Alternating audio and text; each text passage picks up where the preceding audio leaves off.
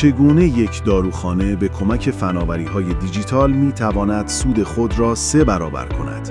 داروخانه‌ها با استفاده از نرم افزار مدیریت داروخانه و بازاریابی دیجیتال می‌توانند سود خود را افزایش دهند. برای مثال، تمرکز بر فروش محصولات با حاشیه سود بالا مانند مکمل‌های غذایی و لوازم آرایشی همراه با فناوری‌های دیجیتال می‌تواند مشابه موارد جهانی عمل کند. این اتفاق از طریق کاهش هزینه‌ها، افزایش فروش با بازاریابی هدفمند و بهینه‌سازی عملیات رخ می‌دهد. در بازار رقابتی ایران که داروخانه‌ها با چالش‌هایی مانند تورم، رقابت با فروشگاه‌های آنلاین غیر مجاز و محدودیت‌های قانونی روبرو هستند، فناوری می‌تواند نقش کلیدی در افزایش سود ایفا کند. راهکارهای افزایش سود داروخانه با فناوری دیجیتال: اتوماسیون مدیریت انبار و موجودی، دیجیتال سازی فرایند نسخه خوانی، تلفارماسی و مشاوره آنلاین،